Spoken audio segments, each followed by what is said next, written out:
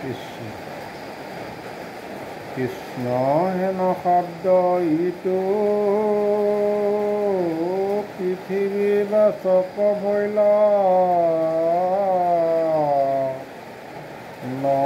নন্দিত প্ৰৱতয় দুয়ো এক পদ ভৈল পৰম মম ৰূপ কৃষ্ণ নাম আনন্দক মাত্ৰ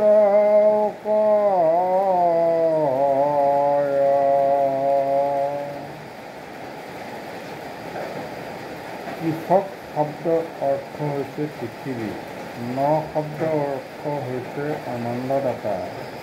এই দুটা মিলি পৰম ব্ৰহ্ম আত্মা কৃষ্ণৰ নাম, যি কেৱল আনন্দকে বুজায়। মানে কৃষ্ণ শব্দটো হৈছে আনন্দ। ৰাম ঈশ্বৰৰ পদ সেৱা কৰন্তে জীৱৰ যত ৰাম কৃষকত গোচৰ নিৰন্তৰ এই হেতুকে জানা ঈশ্বৰক বুলি কৃষ্ণ প্ৰসিদ্ধ অন্বেষে মনোহৰ। ভগৱন্তৰ সেৱা ভক্তিৰ জীৱন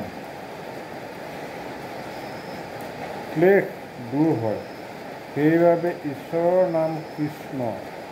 কৃষ্ণ ৰাম নিৰন্তৰ নিজানন্দ শব্দ পৰিপূৰ্ণ ৰূপ অখণ্ড আনন্দ নুগুচয়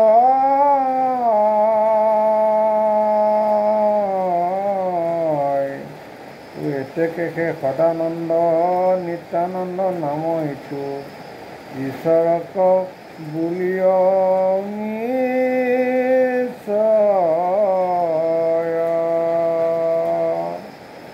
নিজৰ আনন্দময় সুখত পৰিপূৰ্ণ ভগৱন্তৰ আনন্দ সদায় নুগুচে, সেয়েহেতু ঈশ্বৰৰ নাম সদানন্দ আৰু নিজানন্দ বোলে।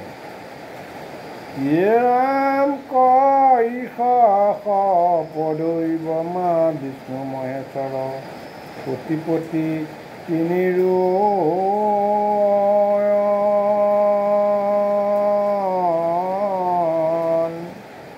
গোৱাবৈ পদে নাৰায়ণ তিনুকো অচয় চানি এই হেতু কেশৱক বোলায়। ক শব্দই ব্ৰহ্ম, ই শব্দই বিষ্ণু, তথা স শব্দই ৰুদ্ৰ, গোৱাবৈ পদে নাৰায়ণ, ব্ৰহ্মা বিষ্ণু ৰুদ্ৰ তিনিও গুণৰ ঈশ্বৰ নাৰায়ণৰ আশ্ৰিত হৈ আছে, সেইবাবে ঈশ্বৰক কেশৱ বোলে। অৰ্থাৎ আদি নাৰায়ণৰ পৰাই তিনি গুণৰ সৃষ্টি আৰু তেতিয়াৰ ক্ষয় পাই পুনৰ নাৰায়ণ লীন হৈ পৰাৰ বাবে ঈশ্বৰক কেশৱ বোলা হয়। ঈশ্বৰ কৃষ্ণৰ পদ সেৱন্ত জীৱৰ শ্ৰুতি গোচয় সংসাৰ ভূত এই হেতুকে জানা যতে ক মহন্ত হবে ঈশ্বৰক বোলয় শ্ৰুত। ঈশ্বৰ কৃষ্ণৰ চৰণত সেৱা কৰাৰ ফলতে জীৱই অদ্ভুত সংসাৰৰ পৰা ত্ৰাস পাই বিনাশহীন হয়। সেই হেতুকে মহন্তসকলে ঈশ্বৰক অচ্যুত বোলে। অদ্ভুত ৰাম ঈশ্বৰ কৃষ্ণৰ পদ ভজিয়া অধম সবেও অতিশয় হৈ উত্তম সেইটো শেষে জানা লোকত প্ৰসিদ্ধ ভৈল ঈশ্বৰৰ নাম নৰোত্তম।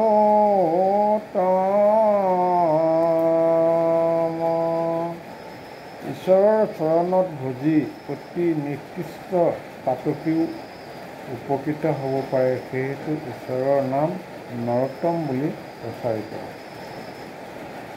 ইয়ে ৰাম ঈশ্বৰক জানি সবে ভজিয়া মায়াকতৰে সিংহ যেন ভময় নিৰ্ভয়। এতে কেশে ঈশ্বৰৰ নাম নৰসিংহ ভৈল মহাজন সকলে কয়। সিংহ যিদৰে নিৰ্ভয়ে বনত ভ্ৰমণ কৰে, ঈশ্বৰক চিনি ভজিব পাৰিলেও মানুহে মায়া মোহ বনত সিংহৰ দৰে নিৰ্ভয়ে ভ্ৰমি মায়া সংসাৰ বন্ধনক ছেদ কৰি গতি পাব পাৰে। সেয়েতো জ্ঞানীসকলে ঈশ্বৰক নৰসিংহ বোলে, অৰ্থাৎ ঈশ্বৰক চিনি ভজিব পাৰিলে সংসাৰ মায়াময় বনত মানুহে সিংহৰ দৰে নিৰ্ভয়ে ভ্ৰমিব পাৰিব। ইয়ে ৰাম ঈশ্বৰ পাদে পদ্ম ভজি শুদ্ধ চিতে শুয়া অধমো তেজিয়া নয়।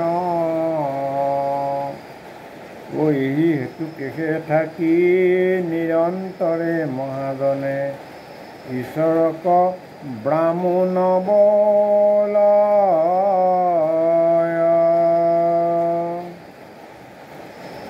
ঈশ্বৰ কৃষ্ণৰ পদপংকজত ভজি অতি হীনজনেও তান্ত্ৰিক আচাৰ পৰিত্যাগ কৰে। এইকাৰণে মহন্তসকলে ঈশ্বৰক ব্ৰাহ্মণ বোলে, অৰ্থাৎ অতি নিষ্ক্ৰিয় জানো ঈশ্বৰ চৰণৰ কমলত ভজি পবিত্ৰ জ্ঞান লাভ কৰি পাখণ্ড আচাৰ পৰিহাৰ কৰিব পৰা বাবেই ঈশ্বৰৰ নাম ব্ৰাহ্মণ। ইয়ে ৰাম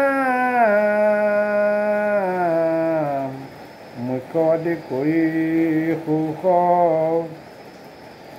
ঈশ্বৰ সেৱা জনা অনু একো নুই সমস।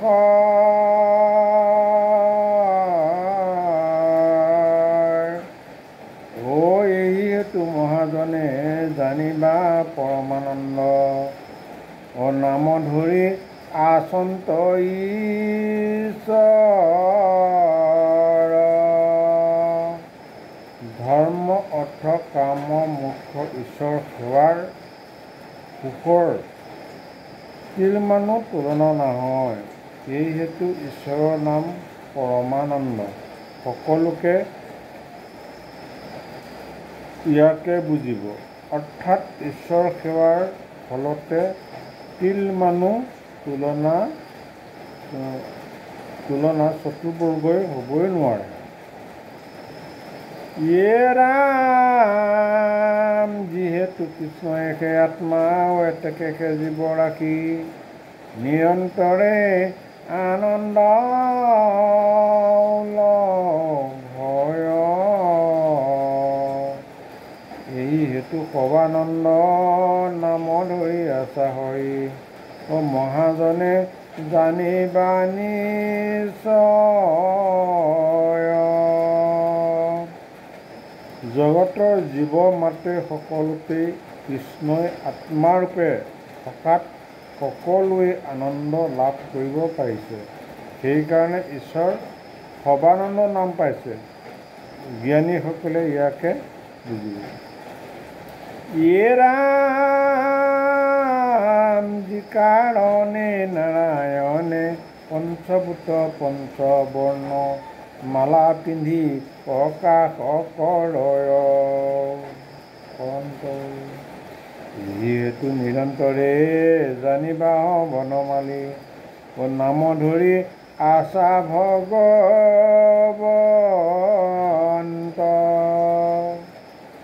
হৰিয়ে পঞ্চভূতে পঞ্চবৰ্ণ মালা পিন্ধি সকলোতে প্ৰকাশ হোৱাৰ ঈশ্বৰৰ এক নাম বনমালী। অৰ্থাৎ মনুষ্যৰ শৰীৰত পঞ্চভূত আছে, যেনে ক্ষিতি, অপ, তেজ, মৰুত, ব্ৰহ্ম। এই 5টি প্ৰকাৰৰ 5 বৰ্ণ আৰু এই পঞ্চভূত নাৰায়ণ মায়াৰূপে গোটেই জগত বিৰাজ কৰাত ঈশ্বৰৰ নাম বনমালী। ইয়ে ৰাম ঈশ্বৰ সেৱাৰ সুখ লোভিয়া ইন্দ্ৰিয় জন্য সুখ জীৱে অধকৃত কৰে। এই কাৰণে শেষবে জানিবা অধ্যক্ষ নাম ধৰি আছা দামোদৰে।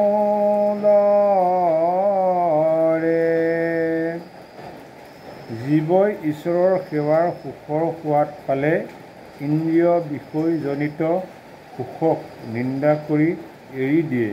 সেইকাৰণে ঈশ্বৰৰ নাম অধ্যক্ষ। ইয়ে ৰাম সত্য অনত কৰি পৰ মায়াই উপজিত আছে তাক মায়াৱন্ত হৰি। এই কাৰণে জানা পৰম ঈশ্বৰ প্ৰভু পৰশুৰাম নামে আছা ধৰি।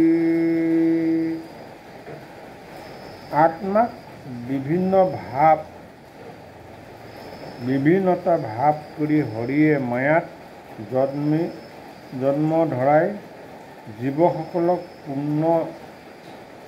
পূৰ্ণ তাতে ৰমণ কৰাই আনন্দত ভোগ কৰাইছে। সেই হেতুকে ঈশ্বৰৰ নাম পৰশুৰাম। অৰ্থাৎ আত্মাই যি তাক নিচিনাই মায়াৰ জন্মত মায়াতে মজি আনন্দ ভোগ কৰি হৰিয়ে কৰাইছে, তেওঁৰে নাম পৰশুৰাম। ইয়ে ৰাম চৈতন্য শক্তিৰ দ্বাৰে ইটো জড় জগতক ৰমাৱন্ত কৰ্ম অনুৰূপে। এতেকেহে ঈশ্বৰৰ পৰম প্ৰসিদ্ধ নাম আৰু আকৌ জানিবা স্বৰূপে।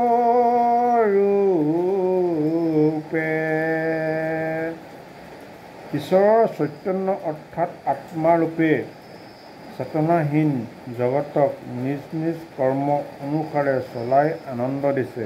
সেইবাবে ঈশ্বৰ প্ৰচলিত নাম ৰাম।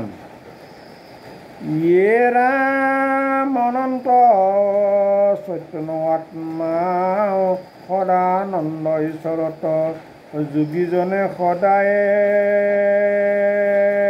ৰময়। এই হেতু ৰাম পদে পৰম ব্ৰহ্মস্বৰূপত কহে ৰাম নাম অক্ষৰ।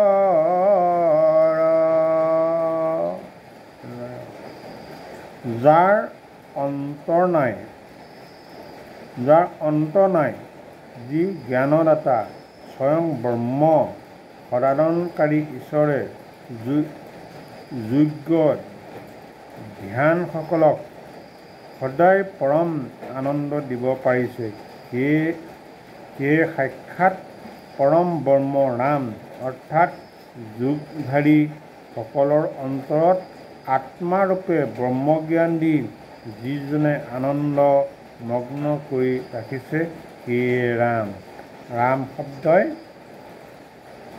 মহান পাপৰ পৰা মুক্ত কৰে। ৰাম শব্দই সকলোকে উদ্ধাৰ কৰে। কৃষ্ণ।